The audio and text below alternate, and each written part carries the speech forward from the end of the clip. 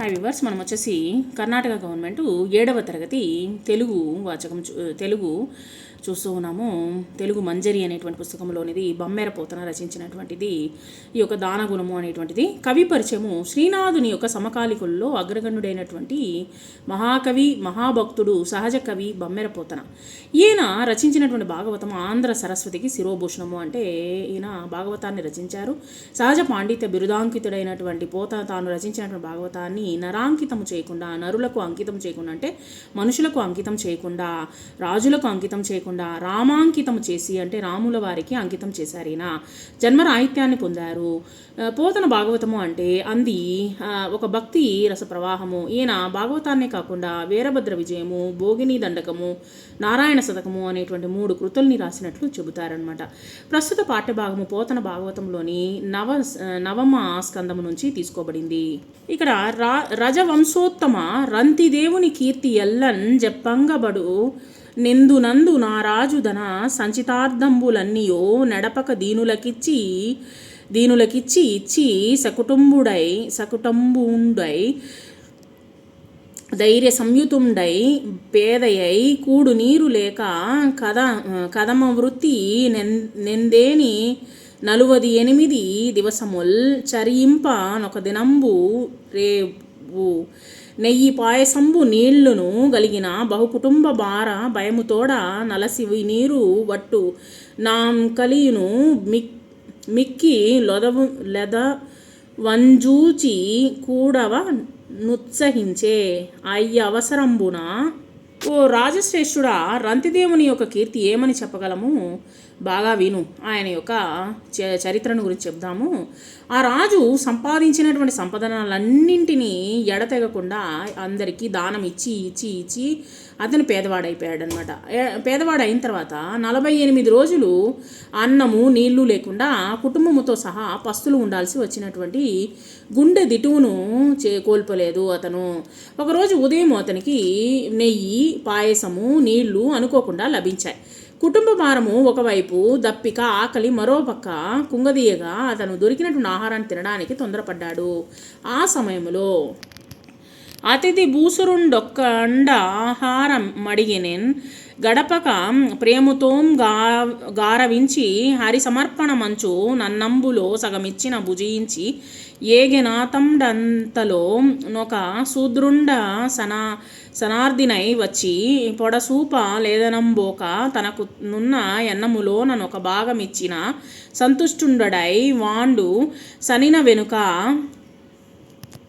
ఒకరోజు అతిథిగా ఒక బ్రాహ్మణుడు ఆహారము పెట్టమని రాంతిదేవుని దగ్గరికి వచ్చాడనమాట. వచ్చేసరికి రాంతిదేవుడు లేదనకుండా అతన్ని ప్రేమతో గౌరవించి విష్ణువుకు సమర్పించినట్లుగా ఆహారములో సగభాగాన్ని అతనికి ఇచ్చాడు.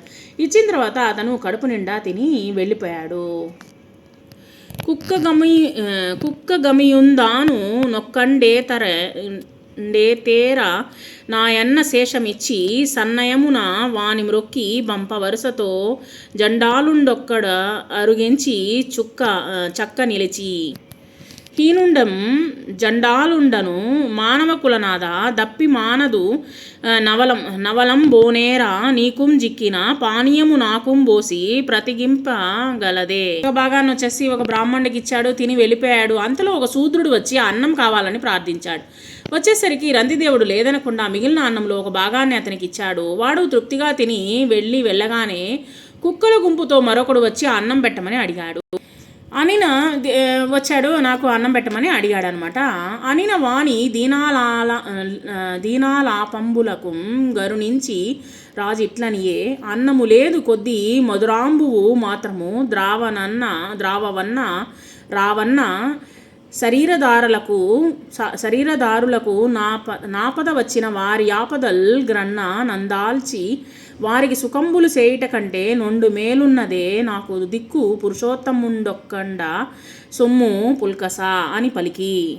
కుక్కల గుంపుతో వచ్చినటువంటి వాడు అన్నం పెట్టమని అడిగేసరికి వాడికి మిగిలిన భాగాన్ని ఇచ్చి మంచి మాటలు చెప్పి నమస్కరించి అతన్ని పంపించిన తర్వాత వెంటనే ఒక చండాలుడు వచ్చాడన్నమాట. వచ్చిన తర్వాత రంతిదేవుని ఎదుట నిలబడ్డాడు. మొత్తం ఆహారం అంతా ఏమైపోయింది, మొత్తం వెళ్ళిపోయింది అనమాట. అంటే ఇచ్చేసాడన్నమాట, దానంగా ఇచ్చేసాడు. ఓ రాజా, నేను దిక్కుమాలిన వాణ్ణి, పైగా చండాలుణ్ణి, ఎంత తాగినా దప్పిక తీరడం లేదు, అడుగు ముందుకు వేయలేను. నీ దగ్గర ఉన్న నీ నీటితో ఉన్నటువంటి నీటితో నా గొంతును తడిపి నా ప్రాణాలు నిలబెట్టు అని అడిగాడనమాట. వాడి జాలి మాటలకు దయదలిచి రంతిదేవుడు ఇలా అన్నాడు: బలవంతంపగు నీరు వట్టున నిజ ప్రాణాంతమై ఉన్నచో నలయం డేమియు వీని రుజ్వరము నాయాసంబు కేదంబు నా జలదానంబున నేండు మాను ననుచున్ సర్వేశ్వరాధీనుండై జలముల్ ఓసెను రంతిదేవుడు దయం జండాల బాత్రంబునన్. అన్న, నీకు పెట్టడానికి అన్నం లేదు కానీ తీయటి నీళ్లున్నాయి, నా దగ్గరకు రా, నీకు వచ్చి నీ దప్పికను తీర్చేటట్లుగా ఈ నీటిని తాగిని తనతో పాటు శరీరము ధరించినటువంటి సాటి మానవులు ఆపద కలిగితే వెంటనే వారి కష్టాలను పోగొట్టి వారిని ఆదుకోవడమే సరైనటువంటి మానవుని యొక్క కర్తవ్యము. ఇంతకు మించి పరమార్థం వేరే ఉంటుందా? ఆ పురుషోత్తముడు ఒక్కడే నాకు దిక్కు అని చెప్పి తదనానంతరంబున బ్రహ్మాది దేవతలు సంతోషించి రంతిదేవునికి మేలు సేయం దలంచి నిజాకారంబులతో ముందట నిలవంబడి యా రాజు ధైర్య పరీక్షార్థంబు దమచేసిన వృషలాది రూపంబులకు విష్ణుమాయ నెరింగించిన నా నరేంద్రుడందరికీ నమస్కరించి వారల్నేమియూ నడుగక నారాయణ భక్తి తమ మనంబున వెలంగన్ ధీరుండాతండు మాయా పారాజ్ఞుం డగుచుం భరమపదంబు బొందెన్. ఆ రాజర్షిని గొలిచిన వారెల్లలన్ దదీయ యోగ వైభవమున శ్రీనారాయణ చింతనులై చేరిరి యోగీసులగుచు సిద్ధపదంబున్.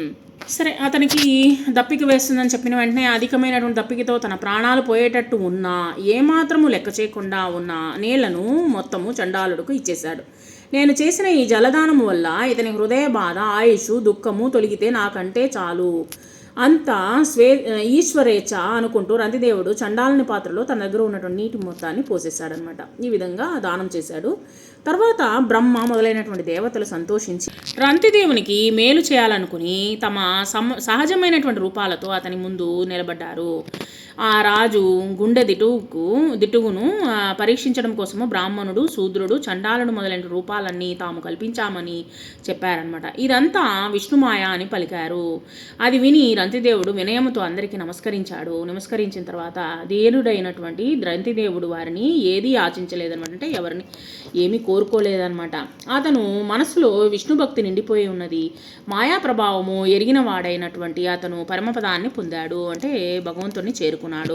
ఆ రాజర్షిని సేవించినటువంటి వాళ్ళందరూ అతని యోగ మహిమ వల్ల విష్ణు భక్తి కలవారై పరమయోగులుగా మారి సిద్ధపదాన్ని చేరుకున్నారు అంటూ ఇక్కడ రంతిదేవుని యొక్క గొప్ప దాన గుణాన్ని గురించి మనకు ఈ యొక్క పాఠంలో పద్యభాగంలో చెప్పడం జరిగింది బమ్మెర పోతన గారు. ఈ యొక్క పాఠంలో కొత్త పదాలు వచ్చేసి సంచితార్థము, ఎడపక, దివసము, చరింప, అయ్యవసరము, గడపక, కుడువు, అసనార్ది, పొడసూపు, గమియు, సన్నయంబు, అరుగుదెంచు, మధురాంబువు, పుల్కస, రుజ్వరము, సిద్ధపదంబు.